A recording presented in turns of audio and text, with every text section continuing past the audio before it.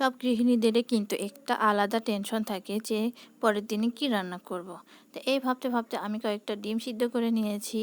তো ডিম দিয়ে যে আমি এত সুন্দর একটা রান্না করতে পারবো আগে কখনোই ভাবিনি, আর আগে কখনোই এভাবে রান্না করে খাওয়া হয়নি। আসসালামু আলাইকুম, সবাই কেমন আছেন? আশা করছি সবাই ভালো আছেন এবং সুস্থ আছেন। আর যে যেখান থেকে আমার এই ভিডিওটা দেখতেছেন তাদের সকলকে অসংখ্য ধন্যবাদ। আশা করছি ভিডিওটি শেষ পর্যন্ত দেখার চেষ্টা করবেন। তো এই তো আমি এখানে ডিম সিদ্ধ করে নিয়েছিলাম। তো এরপর তেলের মধ্যে আমি একটুখানি হলুদ গুঁড়া আর একটু লবণ দিয়েছি যাতে তেলটা না ছিটকায়। এটা আপনারা ট্রাই করতে পারবেন, দেখবেন ডিম ভাজার সময় এভাবে দিলে কিন্তু তেলটা ছিটকাবে না। তো এরপর আমি ডিমগুলো ভালোভাবে ভেজে নিচ্ছি।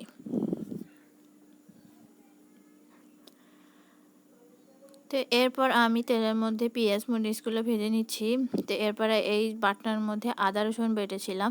কে কে এই বাটনার মধ্যে আদা রসুন বেটে থাকেন একটু কমেন্ট করে জানাবেন। আমি কিন্তু প্রায় সবসময় এইভাবে আদা রসুন বেটে হচ্ছে রান্নার সময় দিয়ে দিই। এতে কিন্তু অনেক সময়ও কম লাগে আর রান্নার টেস্টটাও কিন্তু অনেক মজা হয়। তো এরপর আদা রসুনটা ভাজার পর একটুখানি পানি দিয়ে দিয়েছি। তো এরপর আমি গুঁড়া মশলাগুলো দিয়ে দিলাম। এরপর আমি এখানে হলুদ গুঁড়ো, গরম মশলার গুঁড়া, জিরা গুঁড়া, ধনিয়া গুঁড়া আর মরিচের গুঁড়া দিয়ে দিলাম। তো এরপর স্বাদ মতো লবণ দিয়ে এখন মশলাটা ভালোভাবে কষিয়ে নেব।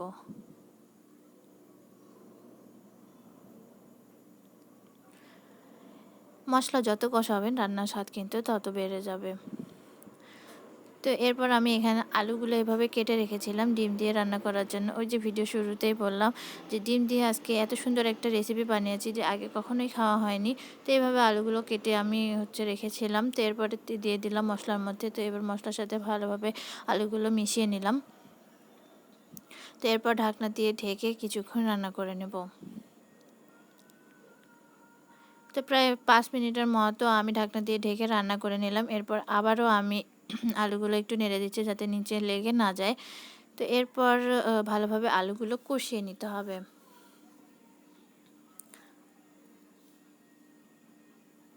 তো এখানে আমি সামান্য একটু পানিও দিয়েছিলাম, এটা একটু স্কিপ হয়ে গিয়েছে। তো সামান্য পানি দিয়ে আর ওটা সিদ্ধ করে নিয়ে আরও একটু ভালোভাবে কষিয়ে নিচ্ছি।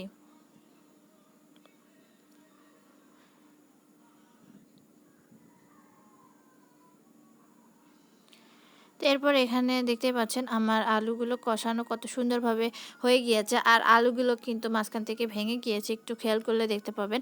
তো এরপর আমি পরিমাণ মতো ঝোল দিয়ে দিলাম। তো ঝোল দেওয়ার পর এখন ঢাকনা দিয়ে ঢেকে কিছুক্ষণ রান্না করে নেব, মানে বলক আসা পর্যন্ত।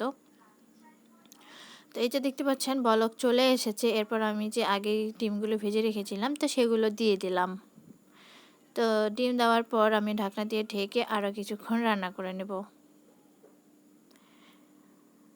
তো এরপরে এই তো দেখতেই পাচ্ছেন আমার রান্নাটা হয়ে গিয়েছে। তো খেতে কিন্তু অনেক মজা হয়েছিল।